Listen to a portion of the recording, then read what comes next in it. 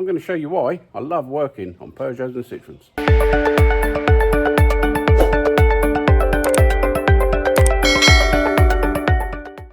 Right, this S2000 we had in a couple of weeks ago. This went to the dealer. They confirmed, or they diagnosed the ABS module and just basically wrote the car off. They're not available. They're 1,500 quid when they were available. Nothing you can do. Walked into the showroom, tried to sell them a car. That's what dealers do. So we checked it out. They were right. It is a control module, but all they'd done is plugged into it, couldn't talk to it, said to the customer, yeah, it's got to be that. Didn't check any of the powers, lives, earths, nothing. They just guessed at that because they're going to charge them an hour. They can't do it in an hour, you know. So yeah, we got another module, only second-hand available. But a lot of garages aren't allowed to fit second-hand parts because if you fit a wheel bearing second-hand and it fails, you're liable personally because you're the mechanic. You're saying that's good enough to fit on there. You're the professional. You're charging them. If you're charging them, it means you're professional.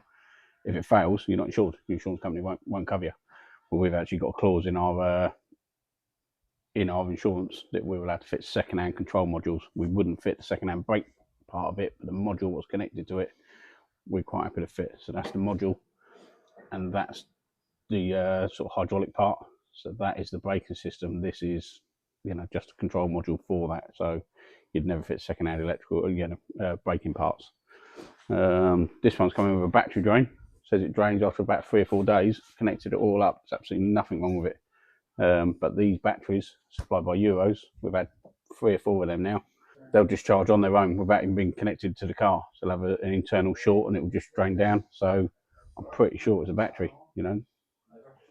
They're saying it's gone flat loads of times and there's nothing coming out of it. So Christian's just setting up a test on that. I've got a battery drain as well. Still on the same day. It's a bit of a pain because they can sit there for hours. But this one, luckily, the customer had said that its Bluetooth ain't working either. So yeah, these are Bluetooth module. They don't shut down once they failed. Yeah, drains the battery. So we're going to test exactly how much it's got on it. 0.23 of an amp coming out of it. And we'll disconnect the Bluetooth module, see if it's still the same. And that'll be that one, hopefully done. Right, I'll show you why Citroens are fairly easy. Citroen Peugeots, fairly easy to work on. So they run the same sort of system right the way through their range, which is Berlingos, Partners. I mean, they're the same cars, but from the 206s, 207s, you know, right away up to sort of 208s and all them sort of ones, the whole range, both of them, they run exactly the same sort of systems. They run, so you've got comm unit. So basically got 4 modules on the car. That unit there's a computer. So key talks to that. That talks to the BSI down there.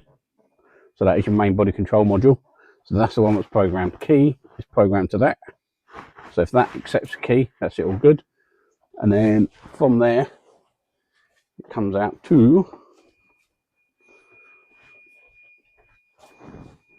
underbonnet fuse box and engine ECU. That's basically the main 4 parts of it. Engine ECU is specific to the engine, but once you understand this system of, say you've had a wiper fault, the wipers talk to the BSI and the BSI talks to this, tells the wipers when to go. You know that system on all models, all makes of Peugeot, Citroens, BMWs, even Vauxhall Astras. You know, an Astra to a Corsa, completely different setup. They'll run different switchgear, run different modules. They'll work different. One will talk to one module and then go to another one. And you know, even immobiliser faults, you find out that one part's programmed, airbag module is programmed on a Corsa, but not on an Astra. And so it's really hard to know. But these, they've run with a system for so long. Once you know them, you know all of them. So they're fairly easy to work on, quite basic. All these parts are interchangeable. You know, they run different part numbers, but you can literally pull one out, have one in stock. You know, you can test loads of them. So easy. And the thing they do, the engine ECU is one-time program only. So once you've linked it to that car, it is really linked. You can get around them. Same with the BSI. You can have them cloned. But apart from that, everything else, it's such a good system. So yeah, that's why I like working on them. I've kept it simple. They've sort of got it, you know, they've run with a system so long, they sort of semi-perfected it. And I know people say they've got problems, but they didn't change it every, 6 months or every model, every make. So yeah, they're pretty good. So, right, let's fix that one. Oh, so this one's in for a blower fault. It's got a bad connection under this fuse box. It's got multiple fuses in there. That's had a bad connection on there. It dropped the live down to the blower motor. So put another connector in there. Just got to put it all back together. And with that one done. Right, so here's a dilemma. I've got a couple of hours spare and I need to get a car in. And I've got two sat out here. So we've got this Audi TT that's got a K-line fault. So the communication line, which goes to majority of modules on the car, is faulty. So I can get that one in, just work through it hour after hour after hour and fix it, guaranteed. This one is the one which had an ECU fitted on it, all programmed remotely, throttle body on it. I don't know what the original fault was. They probably made it worse because you can't calibrate anything because it's not running right. So these people are pushing me to get it done, and if I can't get it done, they're probably not going to want to pay. Or they'll be going, yeah, well, you know, just spend some more hours on it, Bob. Help us out. I can work on this Audi, and the customer's going to come back in and go, oh, Jesus, you're amazing, Bob. You know, didn't realise you were so good. Not words to that effect. So, which one would you work on? The one which I'm probably not going to be able to fix, and they're probably not going to want to pay full price, or the one I can get full price out of and get appreciated out of, you know? Which one would you do? Scare cam! So, he's been at it again. It's been tidying up. It's all looking suave. So, all this bit around here was literally full of old parts and gubbins, and yeah, not very good. Cleared all along here. That one's had this old Honda sat there for ages and was fully scummed up. Cut all the bushes back. Now all the cars are in order. These are the only ones left for parts, etc. Waiting to turn up, find out whether the customer wants us to carry on with this one, but I prefer not to. So tomorrow, just got to finish off getting that done. We're gonna get all these weeds gone, but apart from that, everything is done. So yeah, every one of these cars now. Ooh, keys were there. Every one of these cars, that one's done. Customer's been called. This one's done. Customer's been called. Yeah, and then 4 up there. That one's not mine, but all these ones, yeah, customers know about them, and yeah, they should be picked up next week. So we're getting clear as we wanted to be. So something's working. So let's get in the morning, see if we can smash them all out. Tomorrow I've only booked in 1 car because I'm leaving early, so we should be fully cleared out, ready to go. Right, so we're in on Thursday. Just got a couple of bits to do on this camper, so I thought I'd talk about my new apprentice. So calling him an apprentice, he's not doing a full college course because they don't teach you what I need to be teaching him, you know. They'll be teaching him about old daft aromatic stuff, and I know people do need to know, like mechanics do need to know the basics and work up, but we don't do mechanical stuff. We only do the electrical stuff, and that comes in the 3rd year. And there again, the electrical training isn't very clever, so I think I'm going to put him on some proper training courses as a mechanical mindset. That looks like a nice little training course, all online. So I'll buy that for him. Gets a free multimeter apparently. So yeah, so we're going to put him through that and see how he goes with that. But yeah, so actually taking him on, I've done it. I've spent 3 or 4 years with different people trying to train them up. Some clever people, some people what build drift cars in their back garden, think they can do everything. I just can't seem to get their head around it. And so I've always said I wouldn't do it because of that, you know. If they can't do electrical work, they're no good to us. But he's been here 3 days now, and the business has changed around, because instead of thinking, you know, how much can I make out of an apprentice, it's how much time I can save for myself, you know. So most people do think, right, I'll get an apprentice in, maybe we can book 2 or 3 hours worth of work from them. Is it going to pay? But the amount of time you spend watching them doing what they're doing, checking up on them, you're probably not any better off than doing it yourself. Not saying I don't want him to do the sort of electrical side, I do, but at the moment, you know, if it works out the way it works out, at the moment we do 4 cars a day, Monday, Tuesday, Wednesday, when Christian's with me. And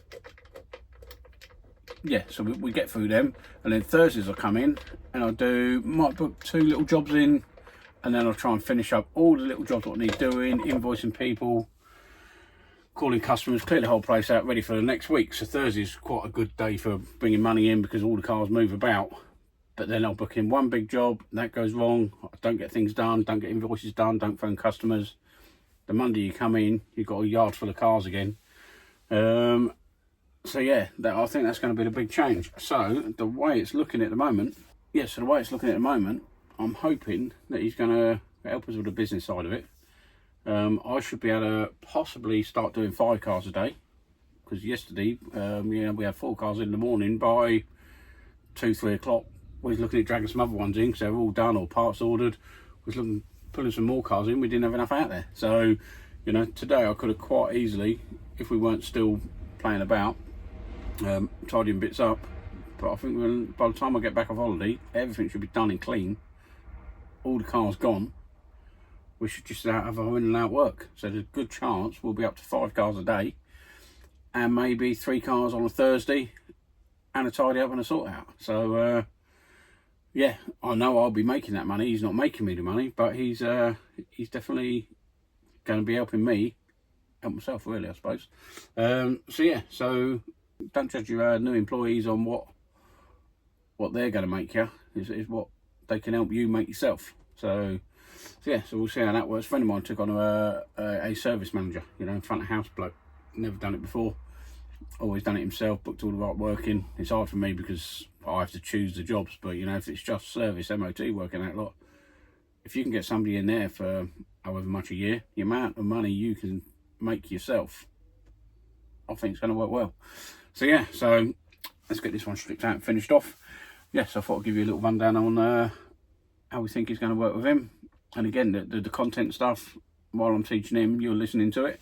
And just uploading stuff, little TikToks and stuff. I know it's not part of the business, but it's part of my business now, because I've got to be social media presence and all this sort of rubbish. Again, I don't really want to be the famous one, but I've got to make an effort with it to be able to do all these garage visits and stuff. So so let's see how we go and go from there. The time it's going to be hard is when everything's done, workshop's tidy, everything's good, and then if I've not got a car which I can just leave him on, I'll be working on the car and he'll be stood behind me going, "You all right? What are you doing on this one?" Which ain't too bad, but it's I've had too many people, they just stand there. "All right, yeah, I've done that. What's next?" And I have to get up off that car, go and find something. Yeah, I mean, from how he's been working next door, you just find something, So I've got a trolley in there which had all my soldering stuff on. And the other day, he's like, "What, can I just set that up? Put all your soldering stuff on there. Your soldering station, your hot air station. I'll have it mobile, but then you can literally push it up to a plug socket, plug it in, sit down on a nice little stool and do it all on there." I was like, "All right, just do that." He's like, "Cool." When I was an apprentice, I was constantly, thinking of ways, even at home, you'd be at home, think, "Oh, well, if we change that workshop like that, if we change that workshop like that." Unfortunately, kids nowadays, they don't even think about work. They don't think of it as a trade. They just go home, don't care about any of it, come in the next day and go, "Right, what's next? I'll get my wage at the end of the week." They don't really care. So looks like we found a good one. We'll see how he gets on. And yeah, so how many of you have taken on apprentices? I know people what struggle. They're saying that not many people coming into the trade, but that's mechanic trade. But yeah. So yeah, let me know your experiences with your apprentices, because I'm sure they'll be a bit funny. So let us know. Scare cam.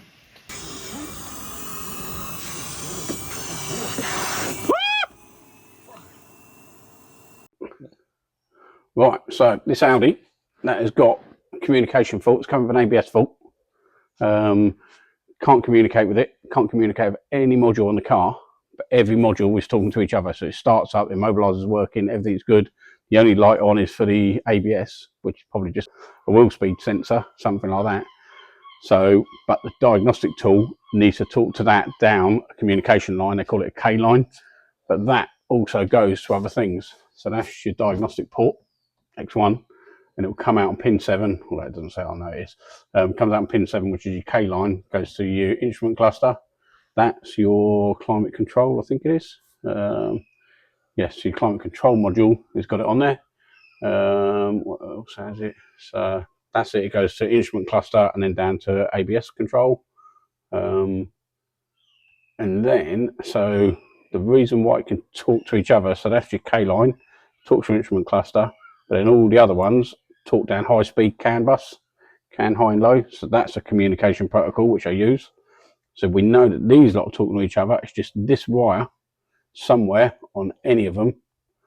So it can literally be there. It's got a short. So if there's a multi-plug there and it's got corrosion in there, it shorts it out and it stops the communication line going backwards and forwards. So it can't talk to that and they can't talk to each other because that's got a short. So to double check it was on the right track, because we put a meter in here, it's got a dead short on it. So I've cut that wire there, and I've joined them, which is this one here. So I've literally done a bypass now on that wire to the communication, to the OBD plug, and now we can talk to that, but that only. So we've confirmed that's what it's doing. But now, like I say, that comes out of that plug, goes behind the dash, goes to ABS, it goes to control module in the rear for the body control. It goes everywhere. So it's only got to have a bit of corrosion in any one of them plugs, and it's shorting it out. So yeah, so that is what we're doing. We're trying to find a short on that. We've proved it. We was pretty sure because it had that on it, but just to make sure, as soon as we cut this wire here, that's got a 5-volt signal coming out of it. But there's a short somewhere, but now we've got to find it. So that's what will be on Monday. We'll see how we go. All right. Lovely. Right, so that's us done for the end of the week. Got the Audi in. We're all clear in here. Yeah, Audi's left to be done. This one's in for Monday. This one, that's actually one of Christian's cars. Just waiting for the control module to pull in for this. And that's it. So, like I said yesterday, all them cars at the top, I had a couple collected today. So we've got a fair few spaces now. That BMW's going. So these ones have been left to be worked on. Loads of space left up there, and the workshop is all nice and tidy, and it's all because I'm a genius. And yeah, nothing to do with Barney. So yeah, let's get back in next week. I've got one more week to go, and then I'm going away for a week. So I'm actually away for 2 weeks. I'm going on a cruise for a week, and then I'm going around. I think I've got 3 videos to do. A garage in Wales, then hopefully get down to the engine builders down in the West Country way, and then back to Hastings for a motorcycle wiring place. So right, let's get home, and I'll see you next week. Ta-da!